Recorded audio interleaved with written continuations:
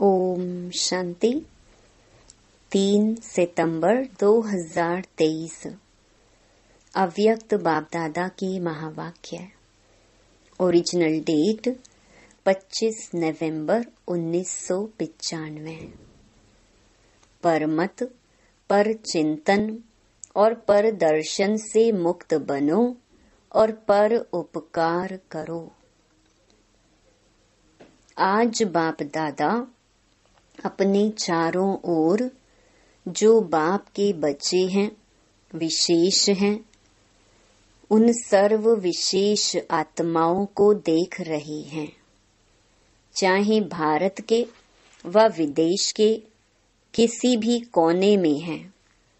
लेकिन बाप दादा सर्व विशेष आत्माओं को समीप देख रही हैं। बाप दादा को अपने विशेष बच्चों को देख हर्ष होता है। जैसे आप बच्चों को बाप को देखकर खुशी होती है ना, खुशी होती है तब तो भाग करके आए हो ना। तो बाप को भी खुशी होती है कि मेरा एक एक बच्चा विशेष आत्मा है। चाहे बुजुर्ग हैं, अनपढ़ हैं, छोटे बच्चे हैं, युवा हैं, प्रवृत्ति वाले हैं, लेकिन सारे विश्व के आगे विशेष हैं। चाहे कितने भी बड़े बड़े वैज्ञानिक चमत्कार दिखाने वाले भी हैं, चंद्रमा तक पहुंचने वाले भी हैं, लेकिन बाप के विशेष बच्चों के आगे वो भी अनजान हैं। पांचों ही तत्वों को जान लिया, उन्हों पर विजय भी प्राप्त कर ली, लेकिन छोटी सी बिंदु आत्मा को नहीं जाना। यहाँ छोटे बच्चे से भी पूछेंगे तुम कौन हो, तो क्या कहेगा? आत्मा हूँ कहेगा ना। आत्मा कहाँ रहती है वो भी बताएगा। और वैज्ञानिक से पूछो आत्मा क्या है, आत्मा के ज्ञान को अभी तक जान नहीं सके। तो कितने भी बड़े हिस्ट्री के हिसाब से, इस दुनिया के हिसाब से विशेष हों, लेकिन जिसने अपने को नहीं जाना, उससे तो यहाँ का 5 वर्ष वाला बच्चा विशेष हो गया। आप लोगों का शुरू का बहुत फलक का गीत है, याद है कौन सा गीत है? एक गीत था, कितना भी बड़ा सेठ स्वामी हो, लेकिन अल्फ को नहीं जाना। तो कितने भी बड़े हो, चाहे नेता हो, चाहे अभिनेता हो, लेकिन अपने आप को नहीं जाना तो क्या जाना। तो ऐसी विशेष आत्माएं हो। यहाँ की अनपढ़ बुजुर्ग माता है और दूसरी तरफ अच्छा महात्मा है, लेकिन बुजुर्ग माता फलक से कहेगी कि हमने परमात्मा को पा लिया, और महात्मा कहेगा परमात्मा को पाना बहुत मुश्किल है। लेकिन यहाँ 100 वर्ष के आयु वाली भी निश्चय बुद्धि होगी, तो वो क्या कहेगी? तुम ढूंढते रहो, हमने तो पा लिया। तो महात्मा भी आपके आगे क्या हैं? प्रवृत्ति वाले फलक से कहेंगे कि हम डबल पलंग पर सोते, इकट्ठे रहते भी पवित्र हैं, क्योंकि हमारे बीच में बाप है। और महात्माएं क्या कहेंगे? कहेंगे आग कपूस इकट्ठा रहना यह तो असंभव लगता है। और आपके लिए क्या है? प्रवृत्ति वाले बताओ, पवित्र रहना मुश्किल है या सहज है? सहज है या कभी कभी मुश्किल हो जाता है। जो पक्के हैं वो तो बड़ी सभा हो या कुछ भी हो, फलक से कह सकते हैं कि पवित्रता तो हमारा स्वधर्म है। पर धर्म नहीं है, स्वधर्म है। तो स्व सहज होता है, पर मुश्किल होता है। अपवित्रता पर धर्म है, लेकिन पवित्रता स्वधर्म है। तो ऐसे अपनी विशेषता को जानते हो ना, क्योंकि नए नए भी बहुत आए हैं ना। लेकिन कितने भी नए हैं, पवित्रता का पाठ तो पक्का है ना। कई बच्चे ऐसा भी करते हैं, जब तक बाप से मिलने का 1 साल पूरा नहीं होता, सबको पता है कि यह नियम पक्का है, तो मधुबन में आने तक तो ठीक रहते हैं। लेकिन देख लिया, पहुंच गए, तो कई वापस जाकर अलबेले भी हो जाते हैं। लेकिन सोचो कि पवित्रता की प्रतिज्ञा किससे की? बाप से की ना। बाप का फरमान है ना। तो बाप से प्रतिज्ञा कर, और फिर अगर अलबेले होते हैं तो नुकसान किसको होगा? ब्राह्मण परिवार में तो 1 जाते 10 आते हैं, लेकिन नुकसान कमजोर होने का उन आत्माओं को होता है। इसीलिए जो भी नए नए पहली बार आए हैं, वो बाप के घर में तो पहुंच गए। यह तो भाग्य की बात है ही, लेकिन तकदीर की लकीर को कभी भी कम नहीं करना, तकदीर को बड़ा करना। देखो, कोई भी बच्चा लौकिक में भी पैदा होता है तो सभी क्या कहते हैं? सदा जिंदा रहे, बड़ी आयु रहे। तो बाप दादा भी विशेष आत्माओं की अविनाशी विशेषता देखना चाहते हैं। थोड़े टाइम की नहीं, 1 साल चले 2 साल चले, ये नहीं। अविनाशी रहने वाले को ही अविनाशी प्रालब्ध प्राप्त होती है। तो माताएं भी पक्की हैं, क्योंकि चाहे आप 1 साल के हो या 2 साल के हो, 4 के हो, लेकिन समाप्ति तो एक ही समय होनी है ना। विनाश तो इकट्ठा ही होगा ना। कि आप कहेंगे कि हम तो 2 साल के हैं, हमारी सिल्वर जुबली हो जावे, पीछे विनाश होवे, ये तो नहीं होगा ना। इसलिए पीछे आने वाले को और आगे जाना है। थोड़े समय में बहुत कमाई कर सकते हो, फिर भी आप लोगों को पुरुषार्थ का समय मिला है। आगे चल करके तो इतना समय भी नहीं मिलेगा। सुनाया था ना कि अभी लेट का बोर्ड तो लग गया है, लेकिन टू लेट का नहीं लगा है।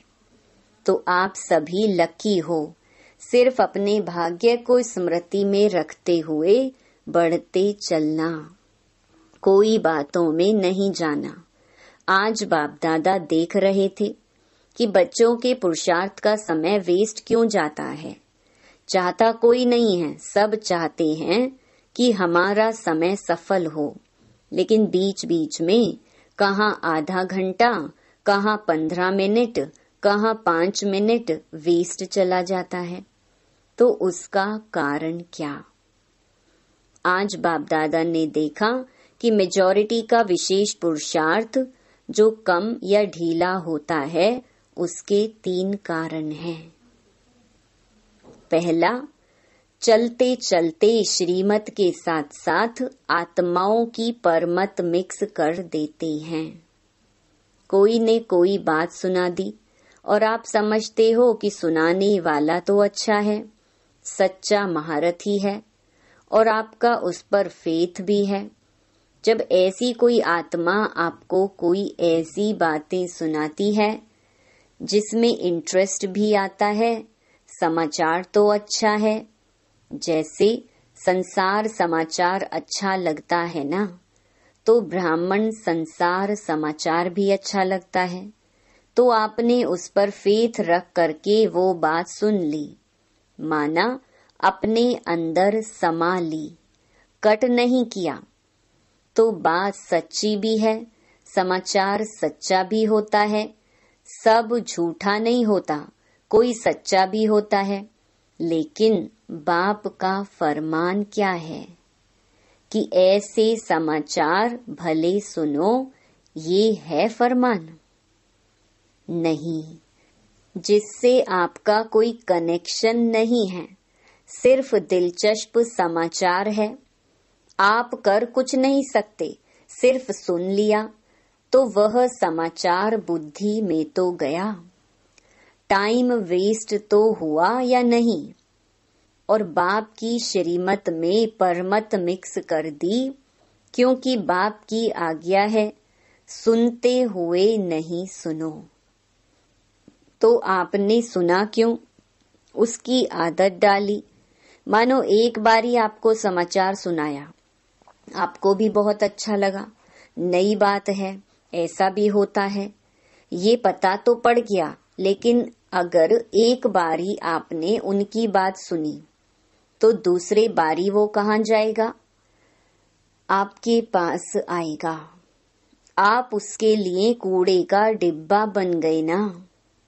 जो भी ऐसा समाचार होगा वो आपके पास ही आकर सुनाएगा, क्योंकि आपने सुना।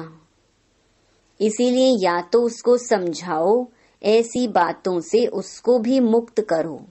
सुन करके इंटरेस्ट नहीं बढ़ाओ, लेकिन अगर सुनते हो तो आप में इतनी ताकत हो जो उसको भी सदा के लिए फुल स्टॉप लगा दो।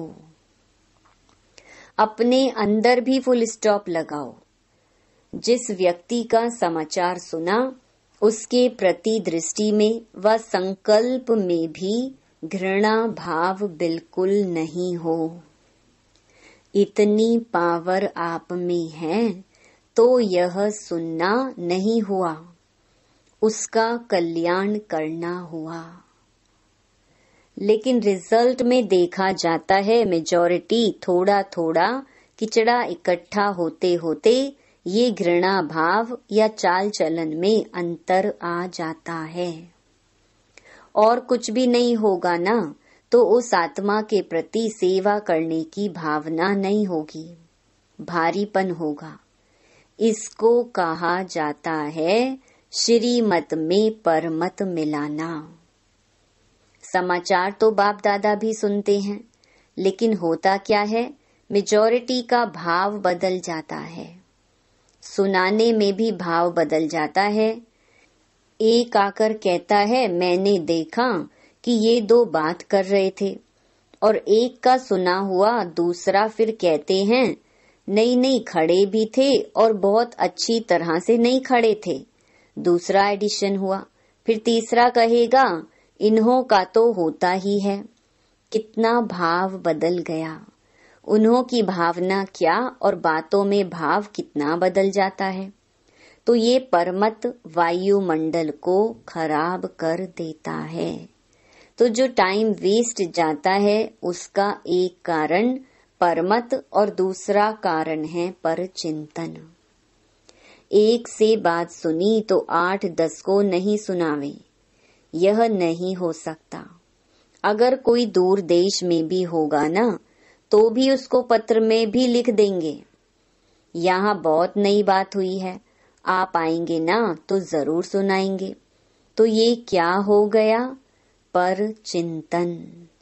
समझो आपने 4 को सुनाया, उन 4 की भावना उस आत्मा के प्रति आपने खराब तो की ना, और पर चिंतन शुरू हुआ तो इसकी गति बड़ी फास्ट और लंबी होती है। पर चिंतन 1-2 सेकंड में पूरा नहीं होता। जैसे बाप दादा सुनाते हैं कि जब किसको भी ज्ञान सुनाओ तो इंटरेस्ट दिलाने के लिए उसको कहानी के रीति से सुनाओ। पहले ये हुआ, फिर क्या हुआ, फिर क्या हुआ, फिर क्या हुआ, तो इंटरेस्ट बढ़ता है ना। ऐसे जो परचिंतन होता है वो भी एक इंटरेस्टेड होता है। उसमें दूसरा जरूर सोचेगा फिर क्या हुआ, फिर ऐसे हुआ, हाँ ऐसे हुआ होगा। तो ये भी कहानी बड़ी लंबी है। बाप दादा तो सबकी दिल की बातें सुनते भी हैं, देखते भी हैं। कोई कितना भी छिपाने की कोशिश करे, सिर्फ बाप दादा कहाँ कहाँ लोक संग्रह के अर्थ खुला इशारा नहीं देते। बाकी जानते सब हैं, देखते सब हैं। कोई कितना भी कहे कि नहीं, मैं तो कभी नहीं करता। बाप दादा के पास रजिस्टर है, कितने बार किया, क्या क्या किया, किस समय किया, कितनों से किया, ये सब रजिस्टर है। सिर्फ कहाँ कहाँ चुप रहना पड़ता है। तो दूसरी बात सुनाई, पर चिंतन। उसका स्वचिंतन कभी नहीं चलेगा। कोई भी बात होगी, पर चिंतन वाला अपनी गलती भी दूसरे पर लगाएगा, और पर चिंतन वाले बात बनाने में नंबर 1 होते हैं। पूरी अपनी गलती दूसरे के प्रति ऐसे सिद्ध करेंगे जो सुनने वाले बड़ों को भी चुप रहना पड़ता है। तो स्वचिंतन इसको नहीं कहा जाता है कि सिर्फ ज्ञान की पॉइंट्स रिपीट कर दी या ज्ञान की पॉइंट्स सुना दी। सिर्फ यही स्वचिंतन नहीं है, लेकिन स्वचिंतन अर्थात अपनी सूक्ष्म कमजोरियों को, अपनी छोटी छोटी गलतियों को चिंतन करके मिटाना, परिवर्तन करना, ये स्वचिंतन है। बाकी ज्ञान सुनना और सुनाना, उसमें तो सभी होशियार हो। वो ज्ञान का चिंतन है, मनन है, लेकिन स्वचिंतन का महीन अर्थ अपने प्रति है। क्योंकि जब रिजल्ट निकलेगी तो रिजल्ट में यह नहीं देखा जाएगा कि इसने ज्ञान का मनन अच्छा किया या सेवा में ज्ञान को अच्छा यूज किया। इस रिजल्ट के पहले स्वचिंतन और परिवर्तन, स्वचिंतन करने का अर्थ ही है परिवर्तन करना। तो जब फाइनल रिजल्ट होगी, उसमें पहली मार्क्स प्रैक्टिकल धारणा स्वरूप को मिलेगी। जो धारणा स्वरूप होगा वो नेचुरल योगी तो होगा ही। अगर मार्क्स ज्यादा लेनी है तो पहले जो दूसरों को सुनाते हो, आजकल वैल्यूज पर जो भाषण करते हो, उसकी पहले स्वयं में चेकिंग करो। क्योंकि सेवा की 1 मार्क तो धारणा स्वरूप की 10 मार्क्स होती हैं। अगर आप ज्ञान नहीं दे सकते हो, लेकिन अपनी धारणा से प्रभाव डालते हो, तो आपके सेवा की मार्क्स जमा हो गई ना। आजकल कई समझते हैं कि हमको सेवा का चांस बहुत कम मिलता है, हमको चांस मिलना चाहिए, दूसरे को मिलता है, मेरे को क्यों नहीं। सेवा करना बहुत अच्छा है, क्योंकि अगर बुद्धि फ्री रहती है तो व्यर्थ बहुत चलता है। इसलिए सेवा में बुद्धि बिजी रहे, यह साधन अच्छा है। सेवा का उमंग तो अच्छा ही है, लेकिन ड्रामा अनुसार या सरकमस्टेंस अनुसार मानो आपको चांस नहीं मिला और आपकी अवस्था दूसरों की सेवा करने की बजाय अपनी भी गिरावट में आ जाए, या वो सेवा आपको हलचल में लाए, तो वो सेवा क्या हुई? उस सेवा का प्रत्यक्ष फल क्या मिलेगा?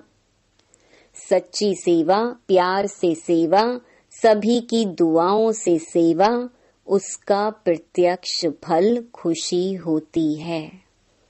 और अगर सेवा में फीलिंग आ गई, तो यहाँ ब्राह्मण फीलिंग को क्या कहते हैं? फ्लू। फ्लू वाला क्या करता है? सो जाता है, खाना नहीं खाएगा, सो जाएगा।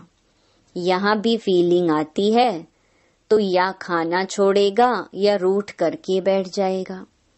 तो यह फ्लू हुआ ना। अगर आप धारणा स्वरूप हो, सच्चे सेवाधारी हो, स्वार्थी सेवा नहीं, एक होती है कल्याण के भावना की सेवा और दूसरी होती है स्वार्थ से। मेरा नाम आ जाएगा, मेरा अखबार में फोटो आ जाएगा, मेरा टीवी में आ जाएगा, मेरा ब्राह्मणों में नाम हो जाएगा। ब्राह्मणी बहुत आगे रखेगी, पूछेगी। ये सब भाव स्वार्थी सेवा के हैं, क्योंकि आजकल के हिसाब से, प्रत्यक्षता के हिसाब से अभी सेवा आपके पास आएगी। शुरू में स्थापना की बात दूसरी थी, लेकिन अभी आप सेवा के पिछाड़ी नहीं जाएंगे, आपके पास सेवा खुद चलकर आएगी। तो जो सच्चा सेवाधारी है, उस सेवाधारी को चलो और कोई सेवा नहीं मिली, लेकिन बाप दादा कहते हैं अपने चेहरे से, अपने चलन से सेवा करो। आपका चेहरा बाप का साक्षात्कार कराए, आपका चेहरा आपकी चलन बाप की याद दिलावे। ये सेवा नंबर 1 है। ऐसे सेवाधारी जिनमें स्वार्थ भाव नहीं हो, ऐसे नहीं मुझे ही चांस मिले, मेरे को ही मिलना चाहिए, क्यों नहीं मिलता, मिलना चाहिए, ऐसे संकल्प को भी स्वार्थ कहा जाता है। चाहे ब्राह्मण परिवार में आपका नाम नामी ग्रामी नहीं है, सेवाधारी अच्छे हो, फिर भी आपका नाम नहीं है, लेकिन बाप के पास तो नाम है ना। जब बाप के दिल पर नाम है तो और क्या चाहिए। और सिर्फ बाप के दिल पर नहीं, लेकिन जब फाइनल में नंबर मिलेंगे तो आपका नंबर आगे होगा, क्योंकि बाप दादा हिसाब रखते हैं। आपको चांस नहीं मिला, आप राइट हो, लेकिन चांस नहीं मिला तो वो भी नोट होता है। और मांग कर चांस लिया, वो किया तो सही, लेकिन वो भी मार्क्स कट होते हैं।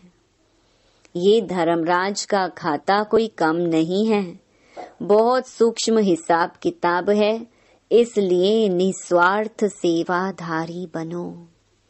अपना स्वार्थ नहीं हो, कल्याण का स्वार्थ हो।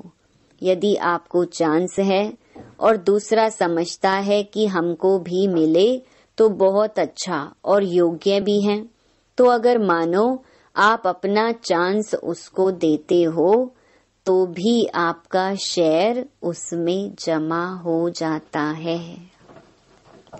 चाहे आपने नहीं किया, लेकिन किसको चांस दिया तो उसमें भी आपका शेयर जमा होता है, क्योंकि सच्चा डायमंड बनना है ना। तो हिसाब किताब भी समझ लो, ऐसे अलबेले नहीं चलो, ठीक है हो गया। बहुत सूक्ष्म में हिसाब किताब का चौपड़ा है। बाप को कुछ करना नहीं पड़ता है, ऑटोमेटिक है। कभी कभी बाप दादा बच्चों का चौपड़ा देखते भी हैं। तो पहली बात परमत, और दूसरी बात पर चिंतन, तीसरी बात है पर दर्शन। दूसरे को देखने में मेजॉरिटी बहुत होशियार है। पर दर्शन जो देखेंगे तो देखने के बाद वह बात कहाँ जाएगी, बुद्धि में ही तो जाएगी। और जो दूसरे को देखने में समय लगाएगा, उसको अपने को देखने का समय कहाँ मिलेगा। बातें तो बहुत होती है ना, और जो बातें होती हैं वो देखने में भी आती हैं, सुनने में भी आती हैं। जितना बड़ा संगठन उतनी बड़ी बातें होती हैं। ये बातें क्यों होती हैं? कई सोचते हैं यह बातें होनी नहीं चाहिए। नहीं होनी चाहिए वो ठीक है, लेकिन जिसके लिए आप समझ रहे हो नहीं होनी चाहिए, उसमें समय क्यों दिया। और ये बातें ही तो पेपर हैं। जितनी बड़ी पढ़ाई उतने बड़े पेपर भी होते हैं। यह वायुमंडल बनना ये सबके लिए पेपर भी है। कि परमत या परदर्शन या पर चिंतन में कहाँ तक अपने को सेफ रखते हैं। दो बातें अलग हैं। एक है जिम्मेवारी, जिसके कारण सुनना भी पड़ता है, देखना भी पड़ता है, तो उसमें कल्याण की भावना से सुनना और देखना। जिम्मेवारी है, कल्याण की भावना है, वो ठीक है, लेकिन अपनी अवस्था को हलचल में लाकर देखना, सुनना या सोचना, यह रॉन्ग है। अगर आप अपने को जिम्मेवार समझते हो तो जिम्मेवारी के पहले अपनी ब्रेक को पावरफुल बनाओ। जैसे पहाड़ी पर चढ़ते हैं तो पहले से ही सूचना देते हैं कि अपनी ब्रेक को ठीक चेक करो, तो जिम्मेवारी भी एक ऊंची स्थिति है। जिम्मेवारी भले उठाओ, लेकिन पहले यह चेक करो कि सेकंड में बिंदी लगती है कि लगाते हो बिंदी और लग जाता है क्वेश्चन मार्क। वो रॉन्ग है, उसमें समय और एनर्जी वेस्ट जाएगी। इसीलिए पहले अपना ब्रेक पावरफुल करो। चलो देखा सुना, जहां तक हो सका कल्याण किया और फुल स्टॉप। अगर ऐसी स्थिति है तो जिम्मेवारी लो, नहीं तो देखते नहीं देखो, सुनते नहीं सुनो, स्वचिंतन में रहो। फायदा इसमें है। तो आज का पाठ क्या हुआ? परमत, पर चिंतन और पर दर्शन, इन तीन बातों से मुक्त बनो और एक बात धारण करो। वो एक बात है, पर उपकारी बनो। तीन प्रकार की पर को खत्म करो और एक पर उपकारी बनो। बनना आएगा तो किन बातों से मुक्त बनेंगे? माताएं क्या करेंगी? बच्चों के उपकारी या पर उपकारी? सर्व उपकारी। सहज है या कठिन है? अच्छा, चारों तरफ के सर्व विश्व के विशेष आत्माओं को, सदा स्वचिंतन ज्ञान चिंतन करने वाले श्रेष्ठ आत्माओं को, सदा बाप के श्रेष्ठ मत पर हर संकल्प बोल और कर्म करने वाले समीप आत्माओं को, चारों ओर के डायमंड जुबली के लिए स्वयं को और सेवा को आगे बढ़ाने वाले ऐसे विशेष आत्माओं को बाप दादा का याद प्यार और नमस्ते। वरदान: महावीर बन संजीवनी बूटी द्वारा मूर्छित को सुरजीत करने वाले शक्तिवान भव। जैसे सूर्य स्वयं शक्तिशाली है तो चारों ओर अपनी शक्ति से प्रकाश फैलाता है, ऐसे शक्तिवान बन अनेकों को संजीवनी बूटी देकर मूर्छित को सुरजीत बनाने की सेवा करते रहो। तब कहेंगे महावीर। सदा स्मृति रखो कि हमें विजयी रहना है और सबको विजयी बनाना है। विजयी बनने का साधन है बिजी रहना। स्व कल्याण अथवा विश्व कल्याण के कार्य में बिजी रहो तो विघ्न विनाशक वायुमंडल बनता जाएगा। स्लोगन: दिल सदा एक दिलाराम में लगी रहे, यही सच्ची तपस्या है। ओम शांति।